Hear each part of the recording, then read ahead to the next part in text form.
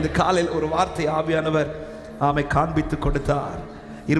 ஏசாயா 28வது அதிகாரத்தின் 5வது வசனத்தில் தமது ஜனத்தில் மீதியானவர்களுக்கு கர்த்தர் ஒரு வார்த்தையை சொல்லுவார். அக்காலத்திலே சேனைகளின் கர்த்தர் தமது ஜனத்தில் மீதியானவர்களுக்கு மகிமையான கிரீடமாகவும் அலங்காரமான முடியாகவும் இருப்பார். எத்தனை பேர் விசுவாசித்து ஆமென் சொல்றீங்க? தமது ஜனத்தில் மீதியானவர்கள். ஹல்லேலூயா. ஆமென். அவர்களுக்கு எப்படி அவர் மாறுவாராம்? மகிமையான கிரீடமாய். அதுதான் இந்த மாத வாக்குத்தத்தம். கர்த்தர் உண்மையில் உதிப்பார், கர்த்தருடைய மகிமை உண்மையில் காணப்படும். அவர் மகிமையான கிரீடமாக, அந்த கிரீடம் மகிமையாய் நம்ம மேலே வரும்போது நம்முடைய வாழ்க்கை அலங்காரமாய் மாறிக்கொண்டே இருக்கும். நம்முடைய வாழ்க்கை அழகாய் மாறிக்கொண்டே இருக்கும். அலங்கோலமான வாழ்க்கை எல்லாம் அழகாக்கப்பட்டு கொண்டே இருக்கும். எப்படி பூமியானது ஒழுங்கின்மையும் வெறுமையுமாக இருந்தபோது ஆவியானவர் அசைவாடி ஆமென் கர்த்தர் அந்த ஒழுங்கின்மை வெறுமையை அழகாக்கினது போல கர்த்தருடைய மகிமை வெளிப்படும் போது என் வாழ்க்கை அழகாகும் என்று விசுவாசிக்கிறவங்க ஆமென் சொல்லுங்க பார்க்கலாம். எங்கெங்க ஒழுங்கின்மை, எங்கெங்க வெறுமை, ஹல்லேலூயா, எங்கெங்கே சத்துரு புகுந்து எல்லாத்தையும் குலைத்து போட்டானோ, பூமி ஒழுங்கின்மை வெறுமையுமாகிறதற்கு காரணம் சத்துரு வந்து விழத்தள்ளப்பட்ட சத்துரு எல்லாத்தையும் ஒழுங்கின்மை ஆக்கினான். ஆனால் கர்த்தருடைய வார்த்தை மகிமை உதித்த போது ஒழுங்கின்மை எல்லாம் கர்த்தர் அழகாய் மாட்டுகிறார். யாருக்கு இதை செய்கிறார் என்றால் எல்லா ஜனத்துக்கும் செய்கிறேன்னு சொல்லலை, தமது ஜனத்தில் மீதியானவர்களுக்கு. இப்போ என் கேள்வி, நம்ம அவர் ஜனமா இருக்கிறோமா, மீதியான ஜனமா இருக்கிறோமா? அப்ப மீதியான ஜனம் யாரு? மீதியான ஜனம் யார் என்றால் செப்பனியா 3வது அதிகாரத்தில் 12வது வசனத்தில் சொல்லப்படுகிறது, உன் நடுவில் சிறுமையும் எளிமையுமான ஜனத்தை மீதியாக வைப்பேன், அவர்கள் கர்த்தருடைய நாமத்தின் மேல் நம்பிக்கையாயிருப்பார்கள். அதாவது இந்த கூட்டம் 2 நினைவு கொண்ட கூட்டம் கிடையாது. இந்த கூட்டம் ஒரே நினைவு தான். அந்த நினைவு கர்த்தருடைய நாமத்தின் மேல நம்பிக்கையாயிருக்கிற நினைவு.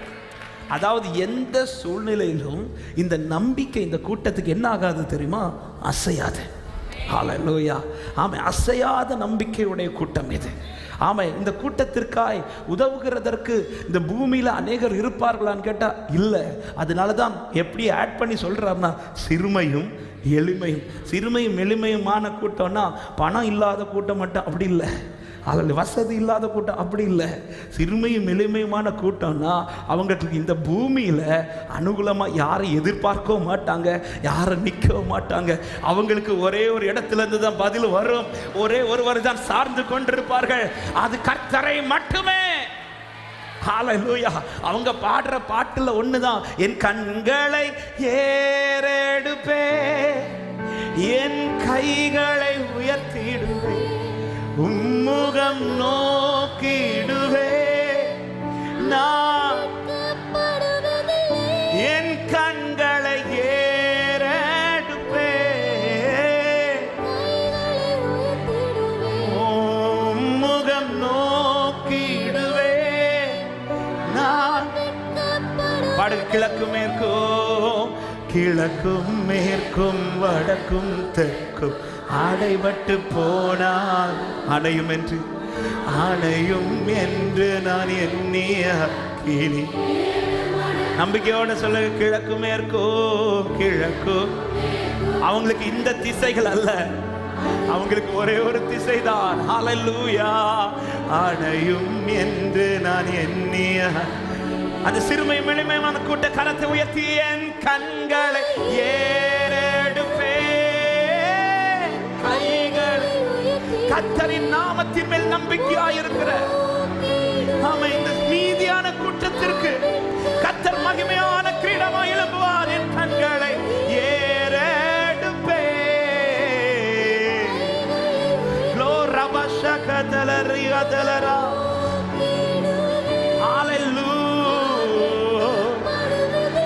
இவங்களுக்கு ஒரே ஒரு திசை மட்டும்தான் உண்டு. ஹல்லேலூயா. அது கிழக்கும் அல்ல, அது மேற்கும் அல்ல, அது வடக்கும் அல்ல, அது தெற்கும் அல்ல, பரத்திலிருந்து தான் எனக்கான நன்மை வரும் என்று நம்புறவர்கள் கைகளை கட்டி ஹல்லேலூயா. அப்ப இவங்களுக்கு எது கவலை வராது தெரியுமா? இந்த 4 திசை அடைச்சா கவலை வராது. எனக்கு இந்த பக்கங்கள் அடைக்கப்பட்டு கவலை வருதுன்னா அந்த கூட்டத்தில் இல்லைன்னு அர்த்தம். இப்ப நான் சொல்றது புரியல நினைக்கிறேன்.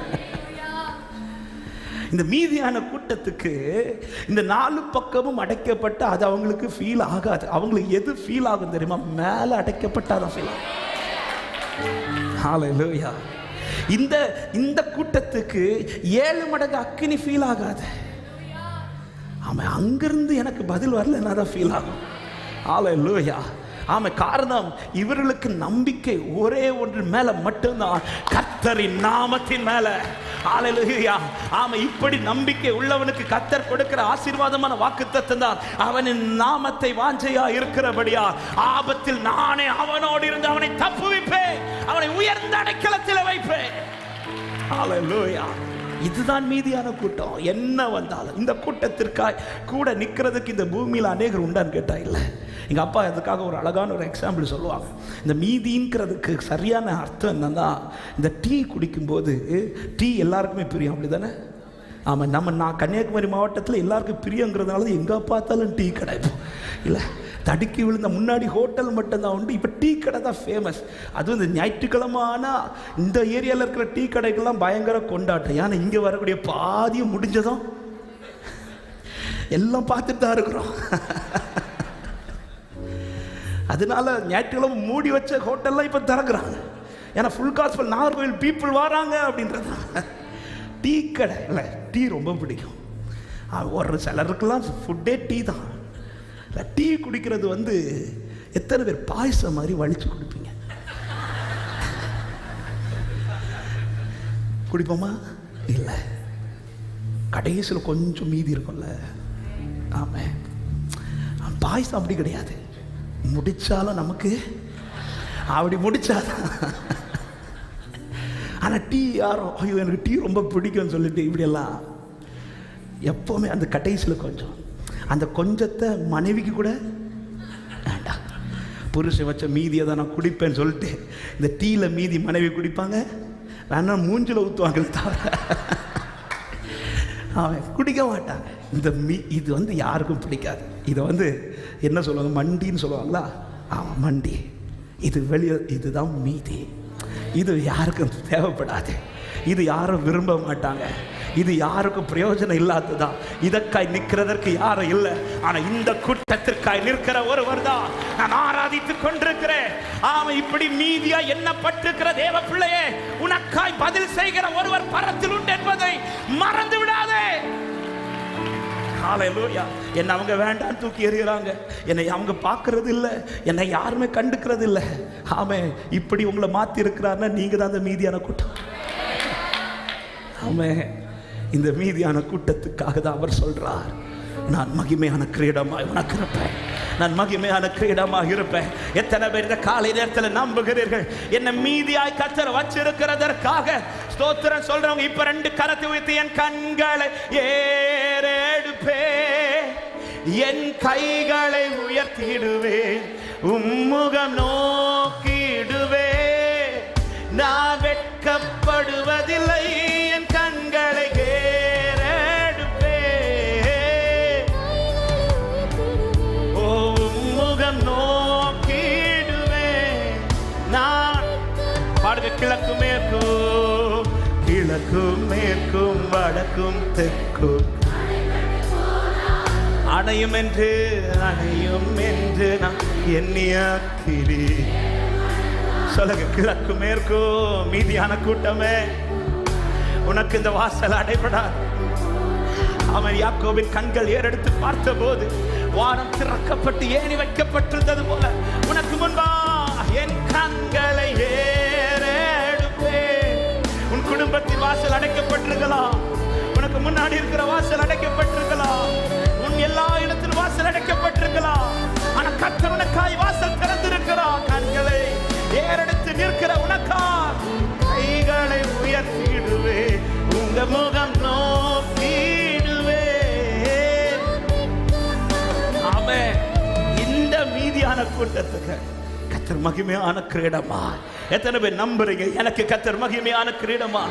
யாரும் இந்த கூட்டம் கர்த்தரை மட்டும், இரண்டு நினைவுகள் கூட்டம் இல்ல, இது ஒரே நினைவு. என்ன வந்தாலும் எப்ப 1 மடங்கு அல்ல 7 மடங்கு அக்கினியினால இந்த நம்பிக்கை வச்சதுதான். கர்த்தர் மேல மாத்திரம் தான் நம்பிக்கையா இருப்பேன். ஹalleluya.